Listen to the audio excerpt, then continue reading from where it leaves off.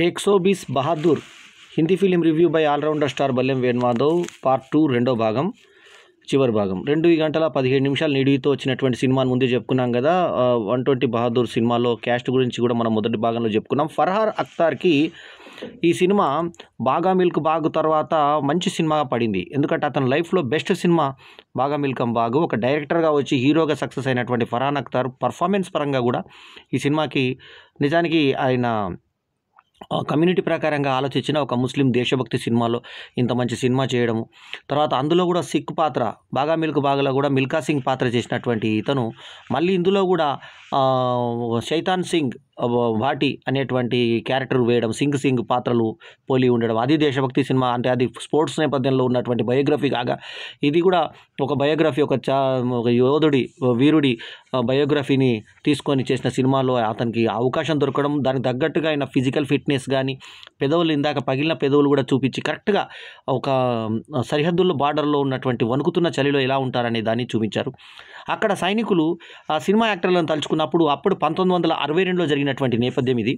So Indo China war వచ్చినప్పుడు నేపథ్యము.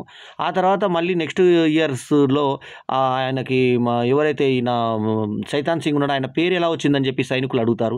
అది answer మాత్రం చెప్పాడు. పేరు ఎలా వచ్చిందంటే రకరకాల వాళ్ళే నేపథ్యాలు చెప్పుకుంటారు. మీ నాయన పెట్టి ఉంటాడు, మీరు క్లాస్ టీచర్ మీరు అల్లరి చేస్తున్నారని శైతాన్ పెట్టి ఉంటారు, అలా నవ్వి ఊరుకుంటాడు కానీ ఆన్సర్ చెప్పాడు. ఆయన ఏదో ఫ్రీనెస్ ఇచ్చినాడు కాబట్టి ఇష్టం వచ్చినట్టు మాట్లాడొద్దు మీరు అంటే ఒక ఆయన సింగర్ ఉంటే పాడతాడు. ఆ పాట చాలా బాగుంది, ఆకట్టుకునే విధంగా జావేద్ అఖ్తర్ రాసినటువంటి పాట ఆకట్టుకునే విధంగా ఉంది. తర్వాత తేజ్ నగాటా సినిమాటోగ్రఫీ బాగుంది, సుమిత్ అరోరా డైలాగ్స్ బాగున్నాయి, అట్లాగే అమిత్ త్రివేది మ్యూజిక్ బాగుంది, రాజు మీనన్ రైటర్ స్క్రీన్ ప్లేగా అలరించాడు, అమిత్ చంద్ర ఫర్హాన్ అఖ్తర్ హీరో ప్రొడ్యూసర్ కాగా, రితీష్ సిద్వాన్ ఇంకో ప్రొడ్యూసర్ కాగా, రజనీష్ గాయ్ సినిమాని అద్భుతంగా తీశాడు. రాశీ ఖన్నా మన ఇప్పుడు south Indian heroines Rashmika Mandanna లాగా రాశీ ఖన్నా మన తెలుగు హీరోయిన్ ఈ సినిమాలో రాణించడం బాగుంది. భార్య పాత్రలో అద్భుతంగా రాణించింది, అద్భుతమైన గ్లామర్ కనబడిచింది. సో ఫర్హాన్ అఖ్తర్ ముందు బ్యాలెన్స్ అయింది, ఆ అమ్మాయి ఏజ్ కానీ అది కానీ ఫిజిక్ కానీ పిరుగు కానీ అంటే ఆ బ్యాలెన్స్ ఈ బాడీ ఏదైతే ఉందో ఆమెకి కరెక్ట్గా ఫర్హాన్ అఖ్తర్ భార్య అంటే భార్యలాగా సెట్ అయింది ఆ అమ్మాయి.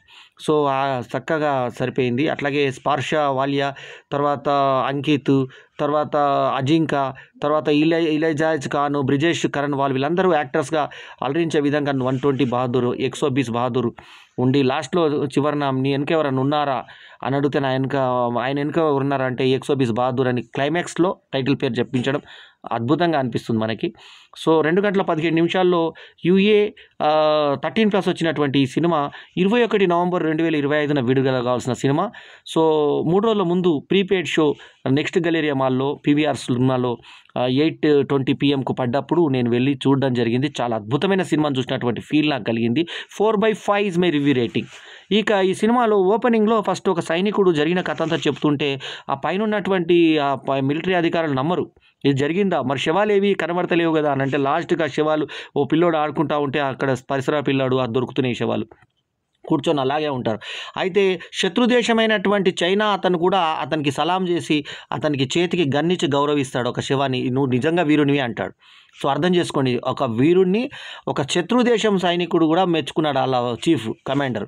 సో అటువంటి బెటాలియన్స్ వచ్చేస్తే ఎట్లా రేడియోలతో ఎలా మాట్లాడుకుంటారు, తర్వాత యుద్ధం ఎలా జరుగుతుంది, గ్రానేడ్లు ఎప్పుడు వాడతారు, తర్వాత బాంబులు ఎప్పుడు పేలుస్తారు, ఆ మిసైల్స్ ఎలా కాలుస్తారు, అంతా కళ్ళకు కట్టినట్టుగా నిజంగా చెప్పాలంటే బాహుబలి మేకింగ్ లాంటి మేకింగ్ అనిపించింది 120 బహాదూర్. మంచి సినిమాని చూసినటువంటి ఫీల్, ఒక దేశభక్తి కలిగినటువంటి సినిమా చూసినటువంటి ఫీల్ మనకు కలిగిస్తుంది ఈ సినిమా. అద్భుతమైన ఫైట్స్ అంటే కంపోజిషన్ ఏదైతే వార్ ఉందో కన్ను కట్టినట్టుగా కనబడుతుంది.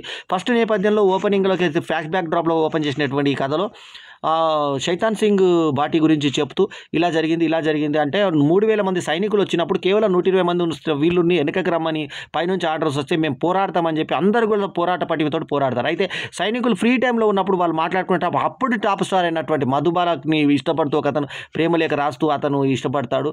నేను వెళ్ళి ముంబైలో వెళ్ళి కలుస్తానంటాడు. ఒక ఆయన మొహమ్మద్ రఫీని కలుస్తాను, ఇంకొక ఆయన దేవానంద్ కలుస్తానంటారు. అప్పటి టాప్ స్టార్స్ యొక్క మ్యూజిషియన్ నుంచి మొహమ్మద్ రఫీ, అంటే సింగర్స్ నుంచి మొహమ్మద్ రఫీ, ప్లేబ్యాక్ సింగర్స్ నుంచి, తర్వాత హీరోయిన్స్ నుంచి మధుబాల, హీరోస్ నుంచి దేవానంద్, ఇలా వాళ్ళు ఫ్రీ టైంలో మిలిటరీ వాళ్ళు ఎలా మాట్లాడుకుంటారు అనేది చూపించి వాళ్ళ ఫ్యామిలీస్ ఫొటోస్ వాళ్ళ లెటర్స్ రాసి లాస్ట్కు శ్రీమతికి ఒక లేఖ రాసి పంపించి కొడుకుకు చెప్తాడు. ఇంకొక అతను నేను సింగర్ కావాలనుకున్నాను కానీ మా ఫాదరు మా తాత ఇద్దరు కూడా